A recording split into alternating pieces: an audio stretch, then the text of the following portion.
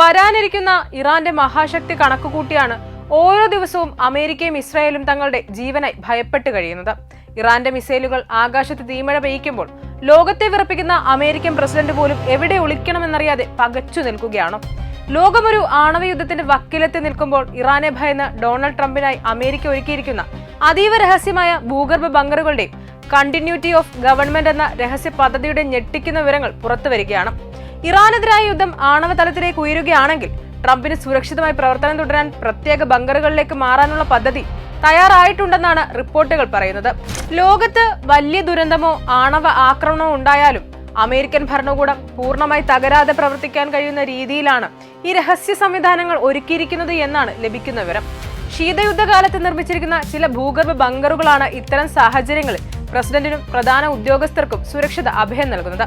Colorado, Pennsylvania, Virginia എന്നീ സംസ്ഥാനങ്ങളിലുള്ള 3 പ്രധാന താവളങ്ങളാണ് ഇതിനായി നിർദ്ദേശിച്ചിട്ടുള്ളത്. വിർജീനിയയിലെ Mount Weather Emergency Operation Center, പെൻസിൽവാനിയയിലെ റേവൻ റോക്ക് മൗണ്ടൻ കോംപ്ലക്സ്, കൊളറാഡോയിലെ ചെയിൻ മൗണ്ടൻ കോംപ്ലക്സ് എന്നിവയാണ് ഈ രഹസ്യ കേന്ദ്രങ്ങൾ.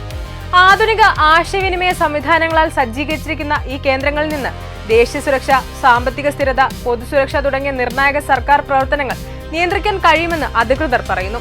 പർവ്വതങ്ങൾ തുറന്നും ഭൂമിക്കടിയിൽ ആഴത്തിൽ പതിയിരുന്നും സ്വന്തം ജീവൻ രക്ഷിക്കാൻ അമേരിക്ക ശ്രമിക്കുമ്പോൾ അത് ആ രാജ്യത്തിന്റെ സൈനിക തകർച്ചയുടെ ആഴമാണ് വ്യക്തമാക്കുന്നത്. കൊളറാഡോയിലെ ചെയിൻ മൗണ്ടൻ കോംപ്ലക്സും പെൻസിൽവാനിയയിലെ റേവൻ റോക്കും പോലുള്ള അത്യാധുനിക ബങ്കറുകൾ അമേരിക്കയുടെ കരുത്തിന്റെ അടയാളമല്ല, മറിച്ച് ഇറാന്റെ മിസൈലുകളെ നേരിടാൻ ധൈര്യമില്ലാത്ത ഒരു ഭരണകൂടത്തിന്റെ ഭീരുത്വത്തിന്റെ തെളിവാണ്.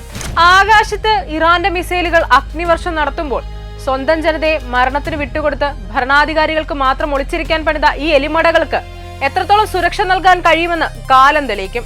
സാമ്രാജ്യത്തിന്റെ അന്ത്യം കുറിക്കാൻ ഇറാന്റെ മഹാശക്തിക്ക് മുന്നിൽ ഇത്തരം കോട്ടകൾ വെറും കടലാസ് കൊട്ടാരങ്ങൾ മാത്രമായി മാറുന്ന കാഴ്ചയാകും ലോകമിനി കാണാനിരിക്കുന്നത്.